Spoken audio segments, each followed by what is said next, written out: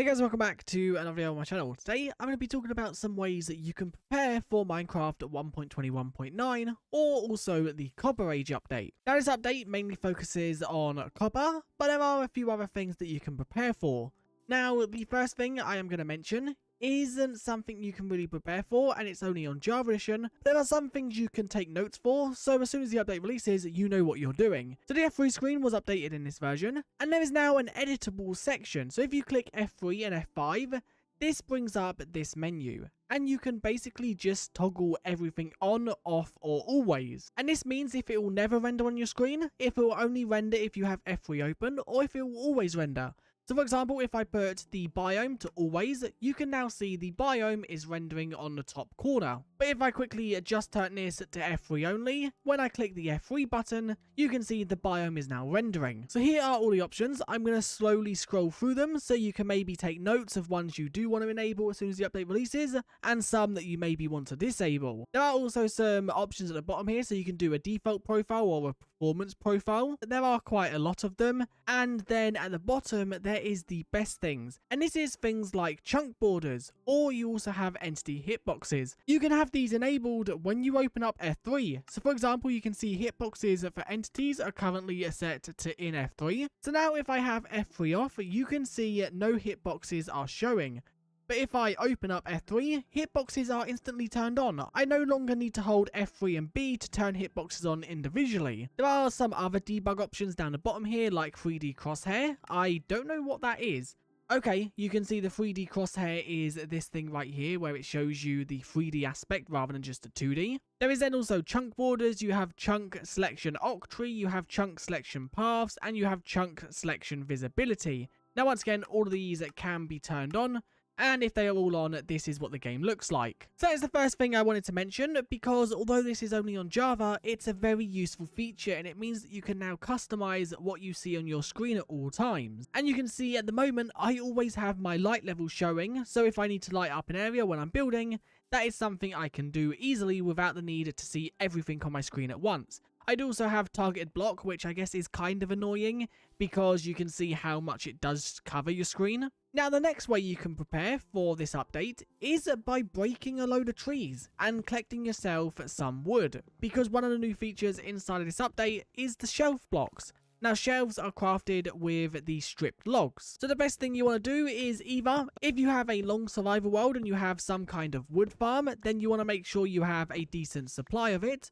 Or if you just have a casual Minecraft world, make sure you go around cutting down trees or build yourself a tree farm. Because these shelves come in every single wood type, you can see them right here. So you can use these for swapping items very quickly. They are also very good for decoration because the back is just a flat block. They also have different textures depending on the type you use. As you can see, the pale oak is different to the cherry. So collecting a lot of wood within your Minecraft world is definitely something you're going to want to do, so you are ready for when this update drops. Now one thing to note, the crafting recipes for the shelves are not the logs, it is the stripped, so you're going to have to strip this as well, which can easily be done just by placing it down. Now just quickly recapping the recipe for the shelves is like so. 6 of the stripped log variant. Now obviously if you're using birch, it would be birch, and this gets you 6 shelves. Now there isn't many other ways you can prepare for this update, because this update mainly focuses on one thing, and that is copper. So the next thing you're going to want to do is either, once again, build yourself a copper farm, which can be done with drowns, because drowns drop copper, or you're going to want to go caving. Now, if you collect the copper before the update, there is no difference. They don't change how copper works, so you can collect it all before the update does drop. Don't craft it into the cut versions, because then you won't be able to use that. There are a few ways to easily find copper, so let's quickly just cover them. Now, copper does spawn in caves in quite big patches, but there are 2 ways to find it a lot easier than just exploring caves. The first way is finding yourself a copper ore vein. Now this is something you're going to have to explore for, because there's no way to locate them in the base game. You can use third-party softwares like Chunkbase if you don't mind using them. Some people do class them as cheating though, so it might be something you want to do, it might also be something you don't want to do. They can only spawn in stone layers, so if you go into deep slate layers, there's no chance you will find one. I found a copper ore vein. This is what they look like. It is literally just like an iron ore vein, but with copper and granite. And if you dig out one of these, you will get a lot of copper, although it's very time consuming. They spread out for a few hundred blocks, but there is a chance you can find raw copper within these as well. Now the second way you can find a lot of copper is dripstone caves. You'll get a lot more copper. Just from standing here, you can see there is a vein right there. There is then also a vein there. There's also a vein there. So dripstone caves are definitely better than just going out mining within a regular cave. And then not forgetting a bonus way to get copper, and that is a trial chamber. If you have defeated a trial chamber, coming here and just taking all the copper is definitely something you should do. Or even if you haven't defeated it and you find one, there is so much copper here that you probably won't need to go mining for it. Now there are plenty more ways in Minecraft to obtain copper, but they are the main ways. And you can see all the things that are made out of copper in this update. There is so much more, from lanterns to chests to even statues. There are some things that require more than just copper. For example, the copper golem statues. These require some copper blocks, but they also require some carved pumpkins. So you're going to need to collect some pumpkins and then carve them. You can also build a pumpkin farm if you don't want to go out and collect them. A pumpkin farm can be built as simple as this. It does use a lot of resources like observers and pistons. This will produce pumpkins as long as you are within the area.